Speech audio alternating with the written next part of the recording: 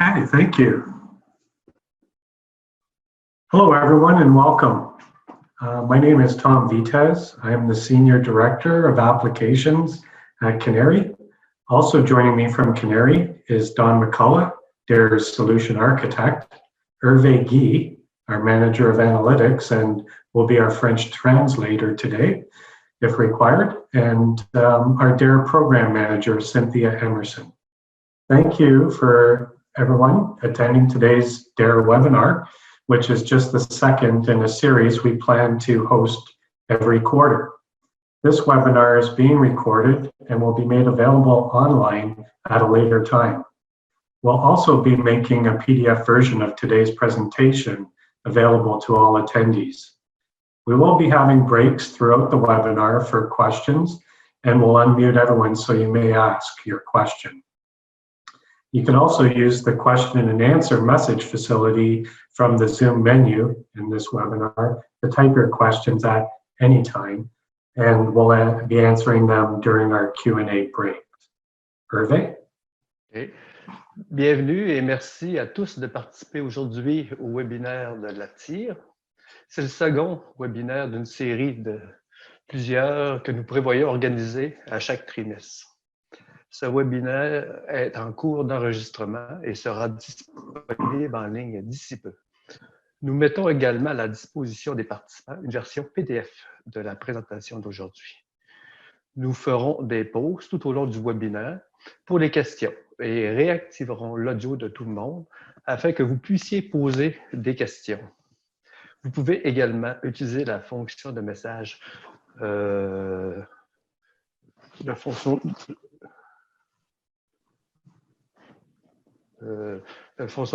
Q&A, donc les questions et réponses, afin de pouvoir poser vos questions.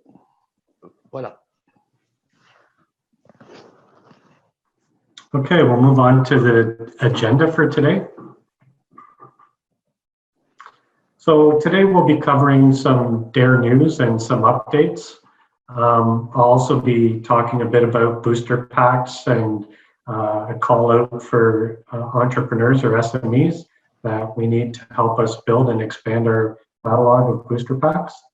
And then I'll be turning it over to Don McCullough, who will be working live with Morpheus to cover a number of elements of interacting with the DAIR cloud through the Morpheus broker tool, and covering some new features with the new version that was just added to our production environment, and hopefully show you some workarounds for some troubles and pitfalls you may or may not have encountered. And then finally at the end, we'll open up the floor to some Q&A, and I'll have some closing remarks. So first off, in terms of news, pretty big news for us. We have hired a new DAIR program manager, Cynthia Emerson. I've been acting as the DAIR program manager for over a couple of years now, so I'm very pleased that we've been able to hire Cynthia. She just started this week, so give her some time to ramp up, but maybe Cynthia, you want to say hello? Hello, everyone. Yes, I'm very excited to join the Canary team, and I look forward to working with everyone. Thanks so much. Okay, and so we've all been impacted recently with the global pandemic. We certainly hope you, your families and friends stay safe and healthy. For us at Canary, it's business as usual, and our employees are all working from home. We're all disconnected right now. We're not sitting in the same room. We're working from our home offices, and we'll continue to support you, the DAIR user community. The DAIR program couldn't be more vital under these circumstances where entrepreneurs will expand or migrate online offering of their applications and services. Canary is grateful that we can assist Canadian entrepreneurs through the DAIR program and support scientists and research and education community working to find a cure for COVID-19 by leveraging Canary's national high-speed network. Documentation, oh, sorry, that's, yeah, in terms of workload migrations, I know that many of you have already begun to migrate workloads from the prior DAIR private cloud OpenStack environment over to the new hybrid cloud with Morpheus. I just wanted to reiterate the deadline to do so is the end of this month, April 30th. There won't be any extensions to that. So if you haven't started and you still need to migrate your workloads, please start as soon as you can. The guides for helping you do that are posted on our website, and the URL is there. And in addition, you can reach out to us through the DAIR admin email address or the Slack channel that we prefer you to communicate on for support now with the DAIR hybrid cloud.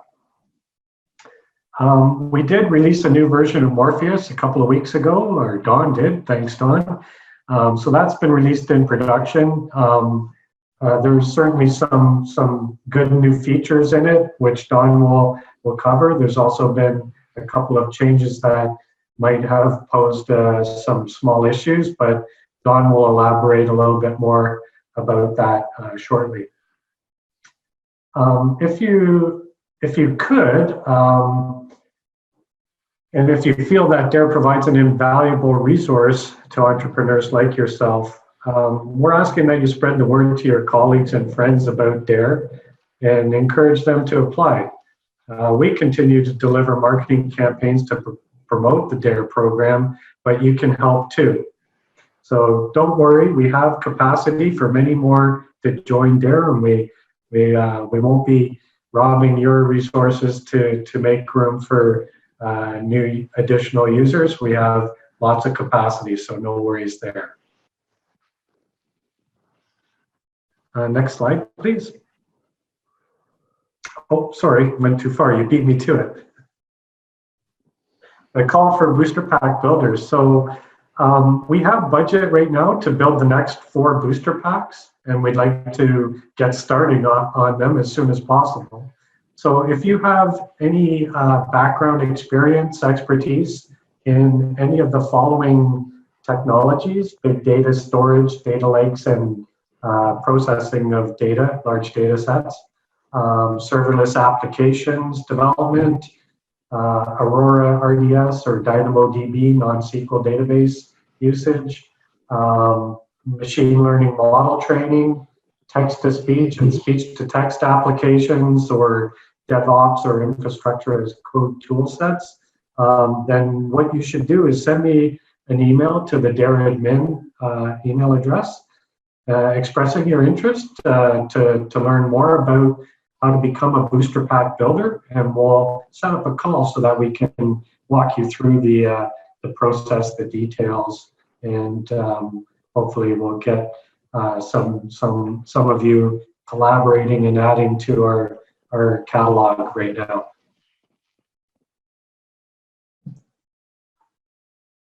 So without further ado, I'll switch over control to Don, and he's going to walk us through Morpheus and setting up your accounts in DAIR.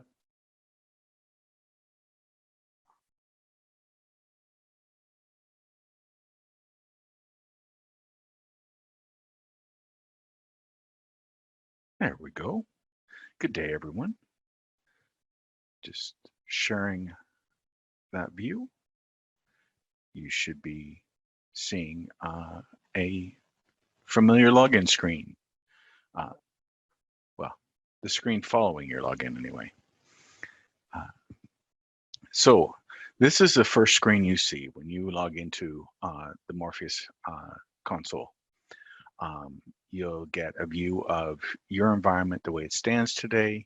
You get detailed information about how many instances you have, any monitoring activities and where the status on them, logs, and status on the backups. You'll also get recent activity and list of your current instances and details about the service and availability. So we all start here, and it's an empty view, and the first thing we want to do is spin an instance. The thing I can tell you is that you got to resist that until you get a few things done. We want you to have the most rich experience possible, of course, but you've got to start by getting your environment configured. So some fundamentals that are necessary in order to successfully deploy instances are things like SSH keys. If you're going to deploy Linux instances, every single one of them requires an SSH key for login. Without it, the instance will fail to deploy. So all you have to do is come in here to infrastructure and keys and certs and add a key. That can simply be done by creating yourself an SSH key, and then you'll have a public and private key. That process is well documented in our Getting Started guide, so no worries there. So the way you do that is you cat your keys if you're on a Linux box, or you open them up in a text editor on Windows, copy the public key and the private key to these fields. You then add your passphrase. If you added a passphrase or a PIN number to your key when you created it, then enter it here. The goal is to give Morpheus the ability to use your key on your behalf when you're opening a console, or when the tools need to connect to the server for things. You will find that this is very handy and very intuitive as you're using the tools, but without this key, nothing works. If you prefer, you can set up a specific key for Morpheus and keep your own key private and add it to your instance after it's been created. I can provide processes on how to do that, no problem. If you would prefer to have your personal keys not stored in Morpheus, but I'll explain that there's no real issues with keeping it here. Basically, your key gets stored in an encrypted vault. I don't have access to it. No admin has access to it. It is completely locked. The only thing we can do with your private key is delete it. The system can use it, but only for tasks within your tenant space. And so it's totally safe. You can get your public key at any time to add to an instance. If you want to add it to a secondary account you made on the Linux box for somebody else, so that you can also log in with that ID, you can do that. But in general, the key is secure, and you have no worries about it becoming vulnerable or open to the public in any way. The second thing you have to do after you have a key created is come up here to user settings. And user settings are critical, because what this does is it sets the user account for your Linux instance. When you deploy it, the Linux instance will get set up with this user account. It'll get given this password, and it'll get given this SSH key and configured so that that SSH key will allow access. Same is true for Windows. In the Windows environment, you have to set your username and password. This is not the administrator password. This is a username and password that then can be used to log into the Windows box and then promote itself to administration for tasks as needed. Once you've got those things done, hit save. There's a few other things here, like you can change your password here. You can select a default cloud if you like. Hit save once you're done, and you're all set. I'm not going to save because it's already the way I want it. The next thing you have to do is come up here to administration and go to provisioning. The reason you have to do this is that there's two areas where Morpheus and any cloud needs controls. The cloud init services, which set config of your instance at the OS level to be compatible with a cloud, are required. In any cloud, that's a requirement. To do this right, you need an account set up. By default, I push my own account into these fields just so that there's always an account here, but you're welcome to change it to whatever you like. It has no impact on me, and it can further protect the privacy of your data on your instance if you do. But if you don't, there's no issue there. The one place where there is a major issue is you need to set the Windows password for administrator. If you do not set this administrator password, your Windows box is basically useless. You cannot do anything with it because you cannot promote yourself to administrator without the password. So if you need any and need to use that instance for anything, you're going to want to get that administrator password in there. It will be pushed to your instances and you will be able to use it. So just put a password here that you're going to remember and it's going to work for you, and keep track of it because you'll need it. So now that that's out of the way, that's the housekeeping. Once you've got that done, your environment is good to go. You're welcome to just use it as you wish at this point. That's if those things are done, instances deploy pretty smoothly. So next thing is instances. How do we get to those? Well, provisioning instances is your entry into your whole instance framework. You've got, I've got two demo instances here just to work with because I want to explain to you how this all works. And then I'll show you the fundamentals of how to deploy an instance. When you're dealing with instances in Azure or AWS, they're both in the same interface. Your instances will show up here. You'll see the cloud they're in, and you'll see their public IP address right at this view. But if you want to know more details, say you want these two to talk to on the internal interface, and you want to know what the internal IPs are, well, then you can click into each of these, and you can see the VMs that are associated with it, and you can come down here to network, and you can see the public IP address. Sorry, the private IP address and the public IP address up here. You get these details just quick and easy for yourself. If you want to know more details about the actual VM itself, then click on the VM name. In this view, you can have multiple VMs under one instance. If you have more than one in a cluster, they will show up here as individual line items for each VM. You can come into each VM, you can get more detailed information about what's going on with that instance. Some of the cool data you've got available to you is you've got storage performance details, you've got network performance details, you've got logs from the syslog on this box. Nope, this is a Windows activity log. So this will give you the Windows activity log.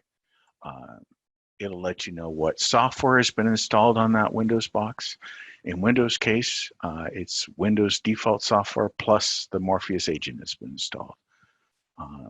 You get history, so you get to see the history on what's happened with your instance during its deployment.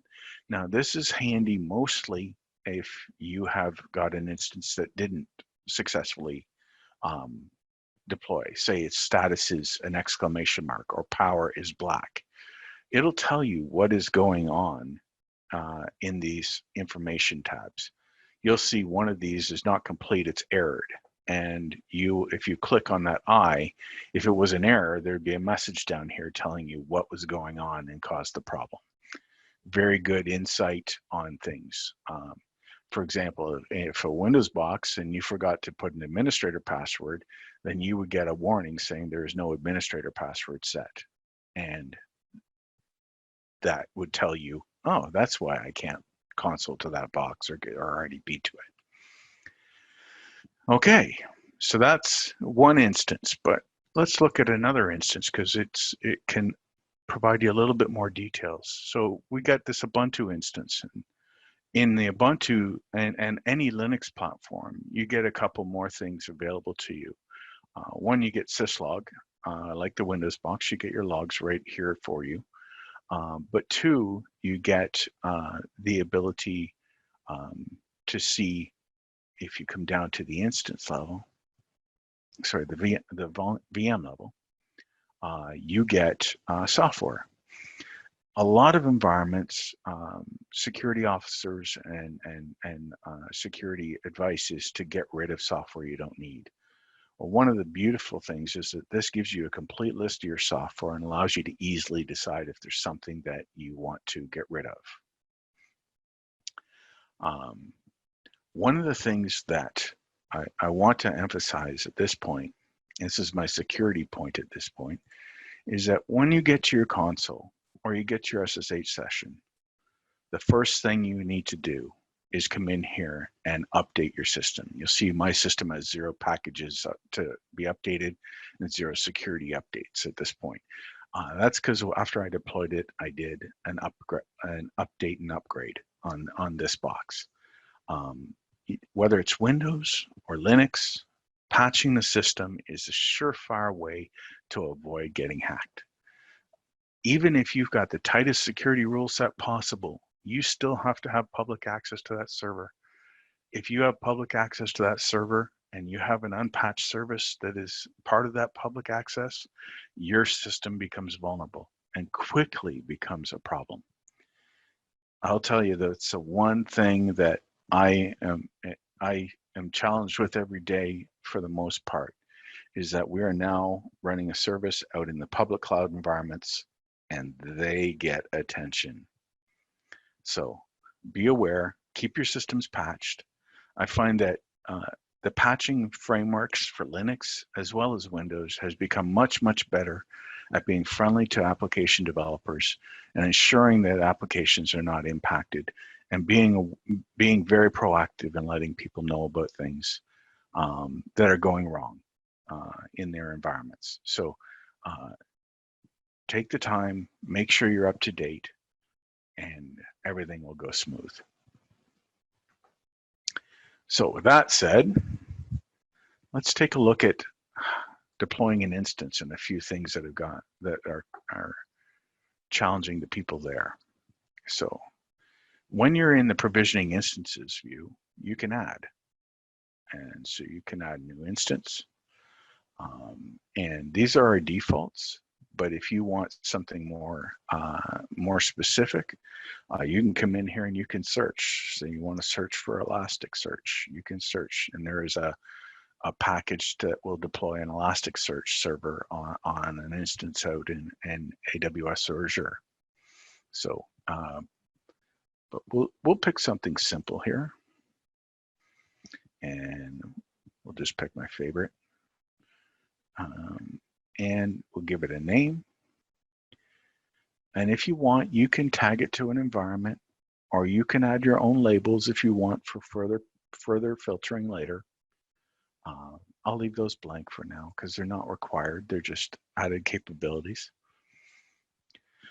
And here we go. So this is a deployment view of an Ubuntu instance in AWS. And I can change the version number that I want, 16 or 18. I can't change the layout without going back. I have to pick that early. I can select the size of instance. And basically, once I've picked my instance size, the interface will update with the Canadian dollars per month that is going to come off of your total budget. You have a $300 per month budget to use as you wish in the environment, and you'll get views like this. They'll tell you how much each of those services costs as you deploy them.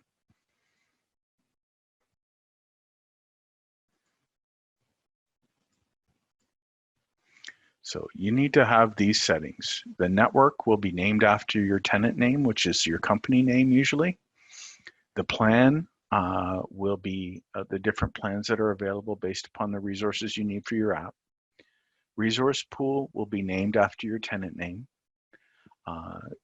When it comes to networks, you'll have two options. You've got AZ1 and AZ2, which are basically two availability zones in AWS. And then the public IP, you assign EIP if you want to have a public IP in the server.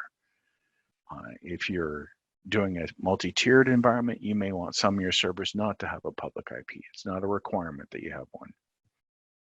And then you click next.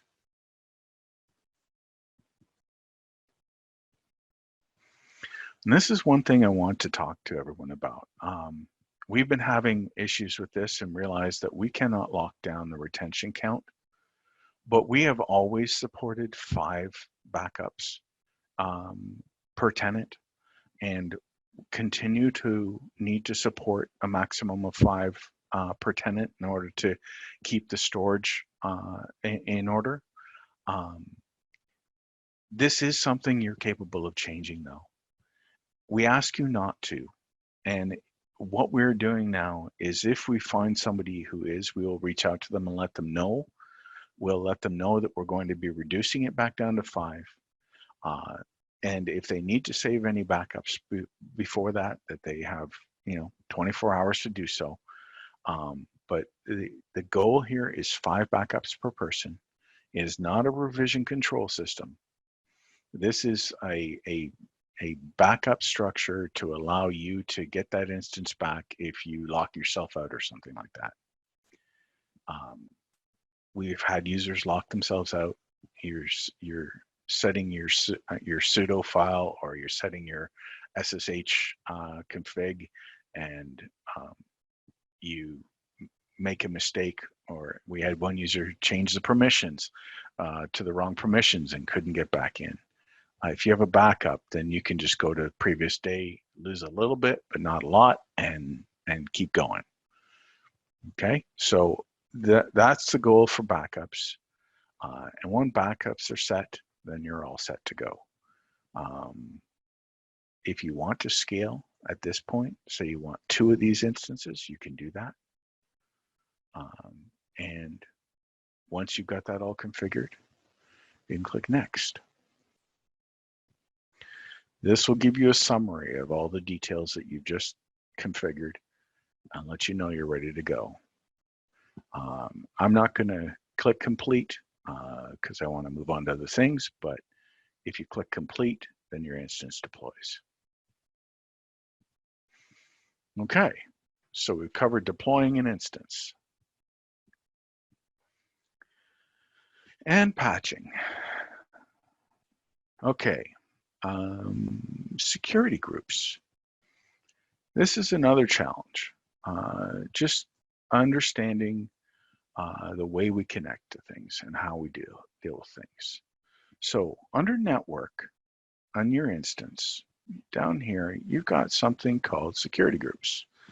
This is the way to find the security group that's actually associated with this instance that you've deployed. If you click on that security group, it'll take you to your security group. And by default, you're going to have some rules. They're going to show up in here, and you're going to wonder what they are. Well, this is just giving our Morpheus console access to your instance so that it can SSH to the instance. It can RDP to the instance if it's a Windows box. It has 443 and 80. 443 is for agent communication with your instance. All the agent activity for the status of your instances, the logs, all that kind of stuff are over 443. And 80 is there because when you update your agent,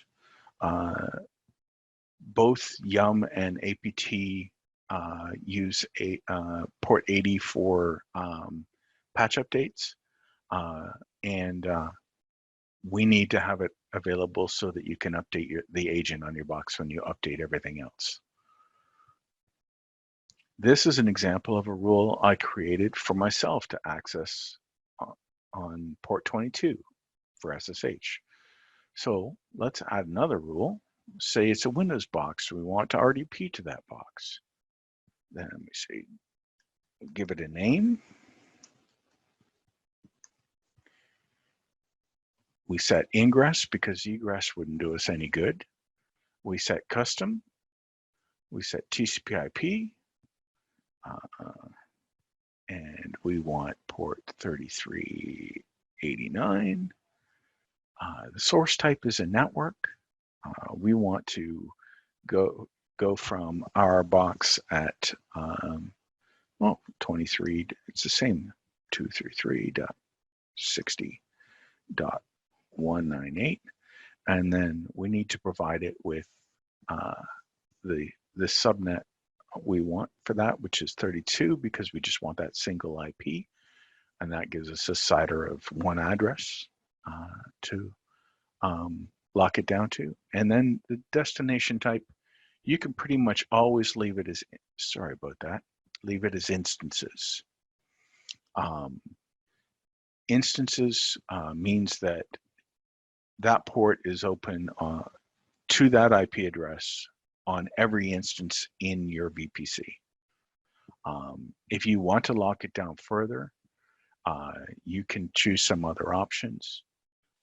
You can select a specific, you can go to network and select a specific internal IP address if you want to lock it down further. But I tend to leave it at instances. If that's not good enough, there are other options, like I said. And then save. That will take a second, and then boom, you've got your security group rule. So if you add security group rules as you need them, don't edit or change these ones, because they already perform functions that are necessary. You'll be safe, and your environment will work well, and everything will continue to function the way you expect it.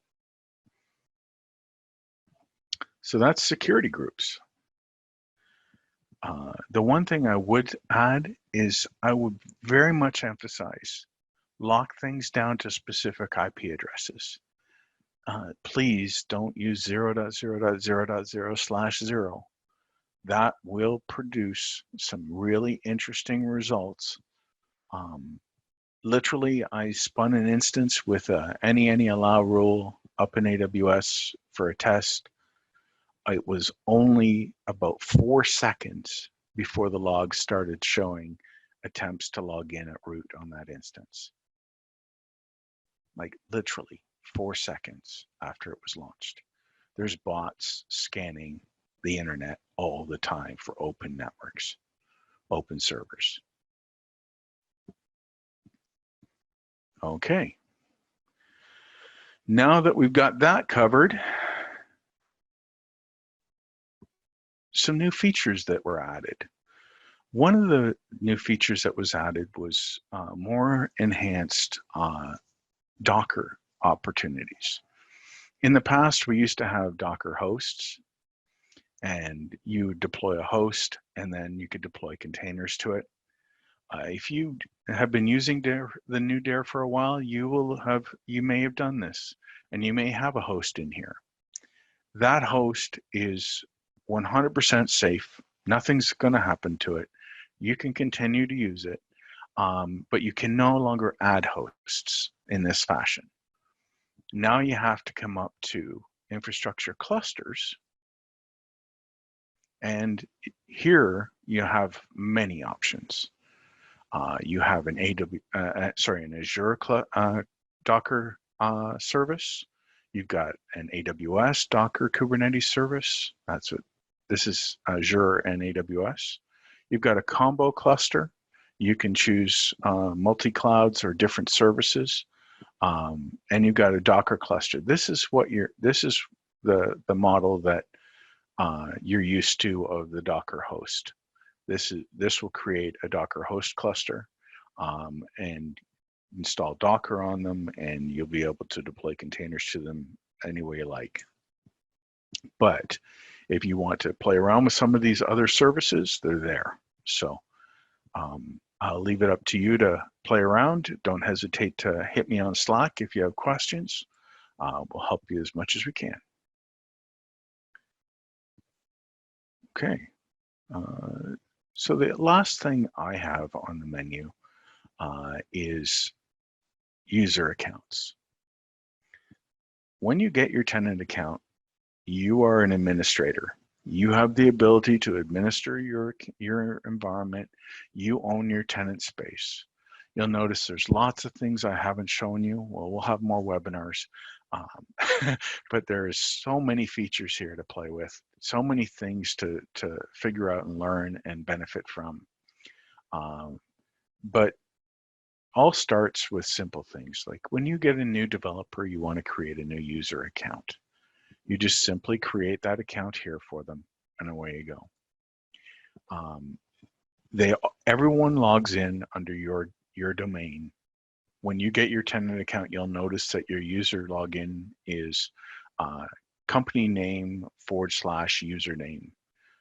If you add a new user here, it's still got to be company name / that username. You've got a subdomain in our system, and every user has to use your subdomain.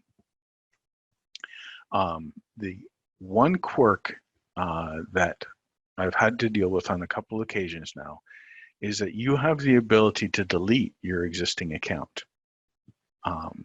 Don't do that, because then you won't be able to log in. But the other thing is that you can create yourself a user account of your liking, and then you have the ability to delete your account. We ask you to leave that default account in place.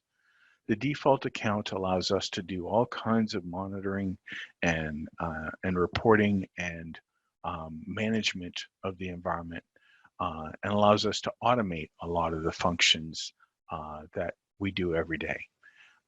So in order to have those functions work right, we have to keep your name and your email address as it was provisioned in the accounts.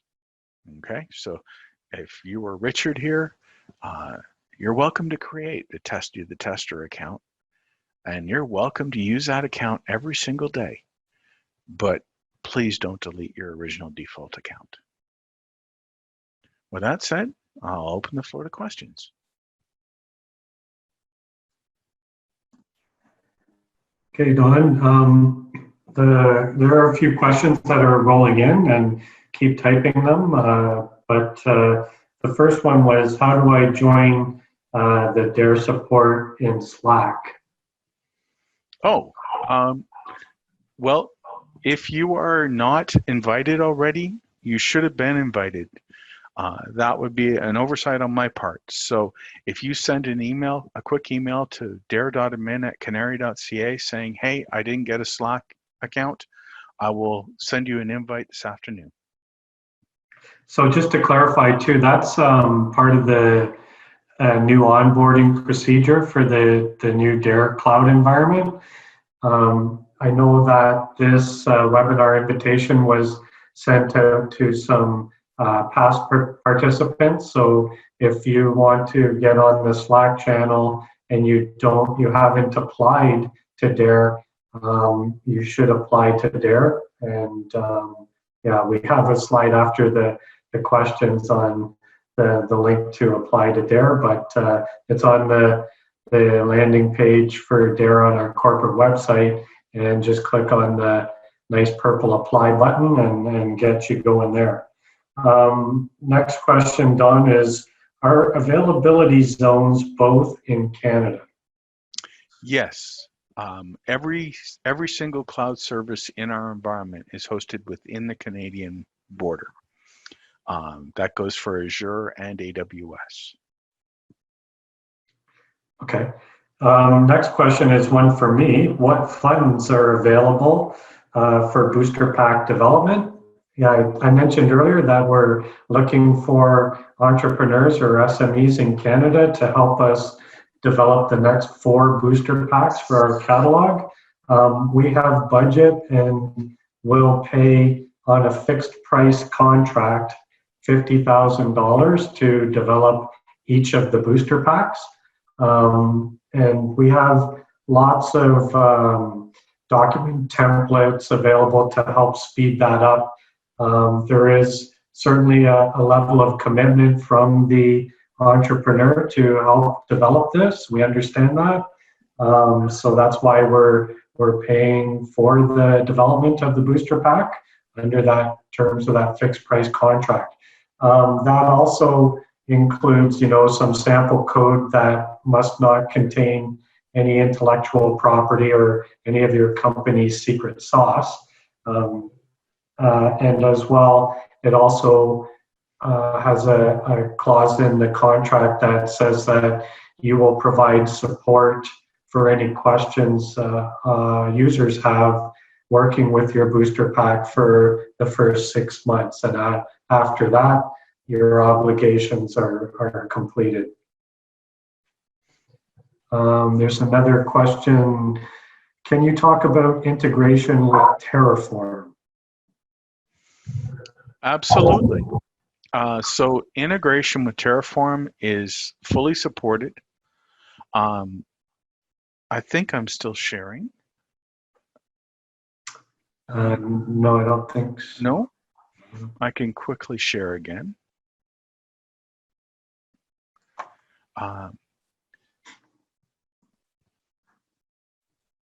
Provisioning and blueprints. So you have the ability to create a blueprint.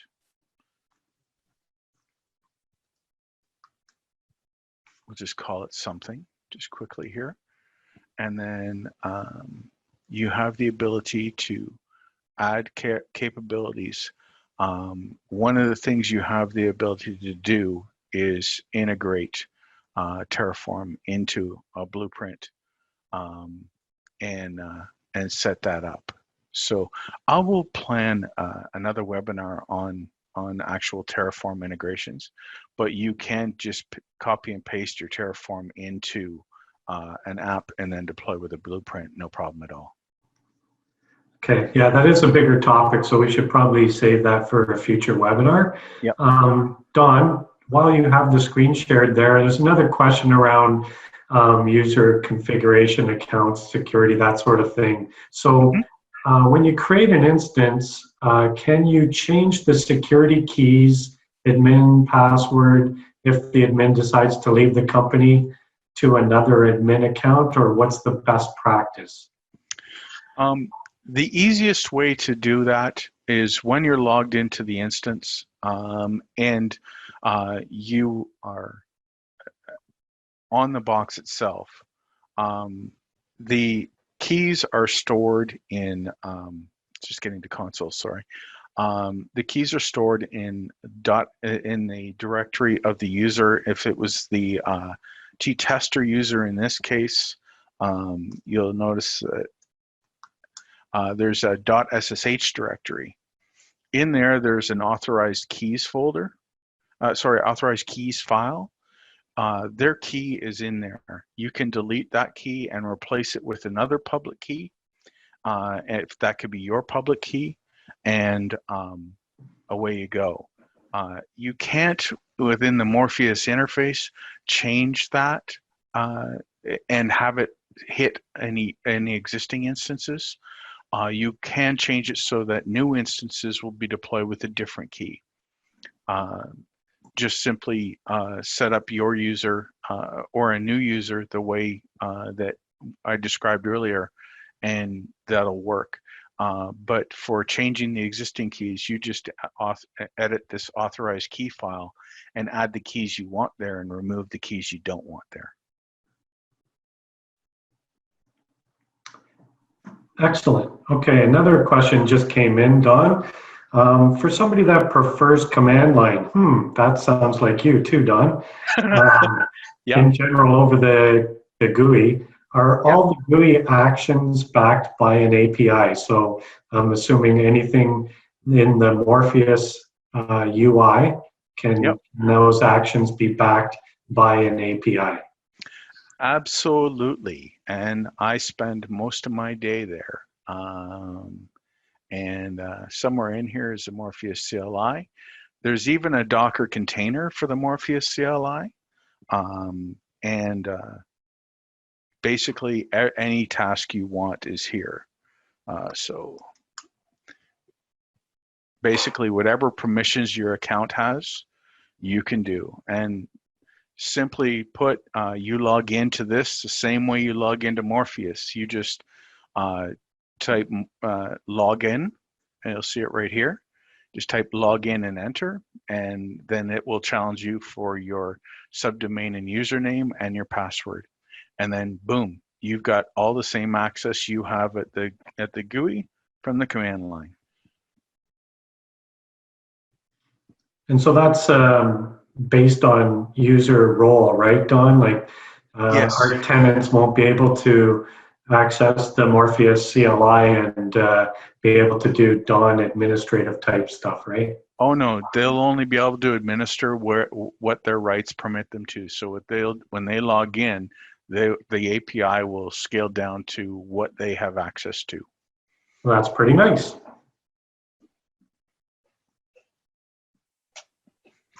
Okay, I don't see any more questions coming in, so maybe we'll flip back, Eric, if we can, to the presentation. Just a second, guys. We have one more coming in. I'm just going to put it over to you guys. Oh, okay. Okay. Is there a way to connect the DAIR Azure account to another app service plan within Azure? Not an app service plan at this point. We're hoping to have more and more capabilities with each cloud, but app services are not fully supported.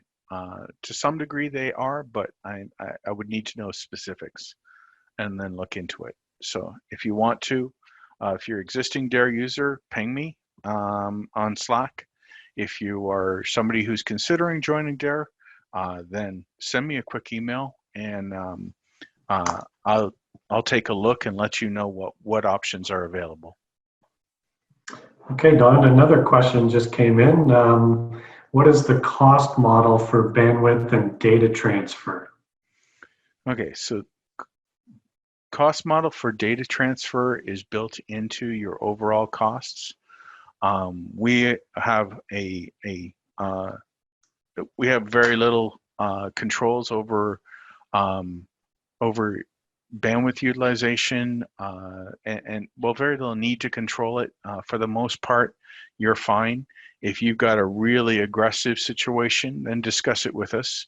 But in general, bandwidth utilization has not been a big concern for us. We are actively monitoring the environment for security issues so that we get those shut down quickly. But in general, the bandwidth is within tolerable levels every day. Yeah, I'll add to that too, Don. I think, you know, everybody's user experience or use case is different from the next. If you have an application that requires high utilization of data transfer over the network, it may not be cost effective for you to model that or deploy it in the public cloud space using your $300 a month. So like Don said, reach out to us on Slack or email and let us know, because there's potentially another option, right? We still have cloud resources in our private OpenStack cloud, which won't be subject to the same egress charges for data. So talk to us and we'll find something that is the best fit for your solution you're trying to build. I see another, I don't know if this is a question or a comment, but it's a comment about, I'm a Kubernetes user interested in running Rancher with clusters. Seems quite easy with Morpheus to spin up a cluster. So I'm not sure if the question is, can I integrate or use Rancher with DAIR Morpheus environment? I would need to think about that. Rancher is an interesting case because it acts very much like a Morpheus style tool on top. I don't know how effective the solution would work within the framework. I was a beta tester early on with Rancher, so I'm very familiar with it. But I'm not familiar with it as deeply as I want to be to answer this question in our infrastructure. I want to play with a few things. Definitely, oh, that's David. David, reach out to me and I'll try and figure out some of the ins and outs and if there is a method to use Rancher. At present, I'm not clear that there is one. Okay, thanks, Don. I don't see any other questions. We'll check back again before closing off the call for questions, but maybe we can flip back to the slide deck and we can go through a couple more house cleaning and closing remarks.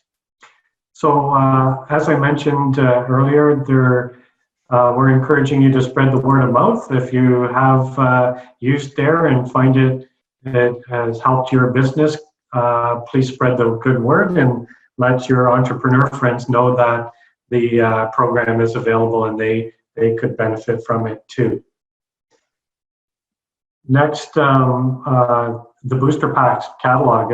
If you haven't taken a look at the 4 booster packs we have already in our catalog, I encourage you to do so. There's a couple that are highly attractive to people. They're clicking on and reading lots about the 2 machine learning booster packs. There's another one that is focused on Internet of Things and digitizing physical spaces, and a 4th one that makes it really easy for data scientists to take data sets and upload them into a cloud database. And there's a utility or tool in there that makes it super easy to do that.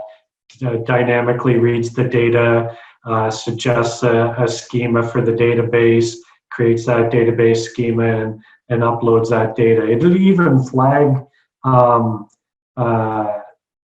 information in your data set that it thinks might be private or contain PII, like a Visa card number or a SIM card number, things like that, and ask you, are you sure you want to include this in the data transfer? Do you want to upload all the data except for those column fields that might have some private information? So it's a pretty neat example as well that you might find useful. So I encourage you to check them out and check back often, because we're building more booster packs and we'll be adding to the catalog. So check back often for new ones. So in closing, I wanted to mention that, or remind you that when you applied to the new DAIR hybrid cloud environment, there was a note or a checkbox saying that you're obligated to fill out a questionnaire or take a phone call from myself or Don to get some feedback, some valuable feedback about what you think about the DAIR cloud environment, the booster packs, the support you're getting, the documentation, all of that, so that we can continue to make improvements for the benefit of future DAIR users.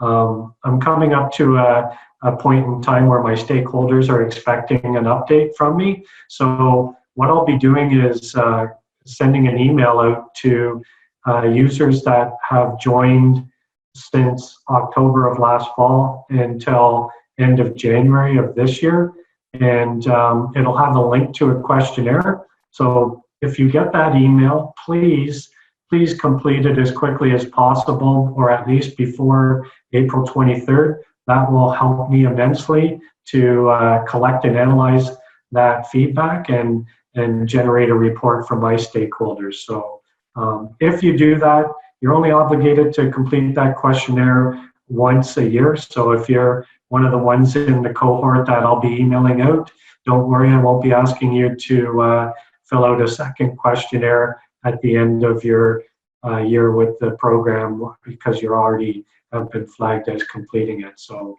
thank you in advance for that. The next point was, if you have any suggestions for topics in upcoming webinars like Terraform or other topics, please email us so that we can plan for that and get things prepared for the next webinar, which will be held in July. And we'll do it again online so that entrepreneurs across Canada can attend this. So let me check one more time for Q&A. And if there aren't any, then I think we'll leave it there for today. And there are no more questions. So thank you very much for attending, and I look forward to talking to you before the next webinar. Take care and stay safe.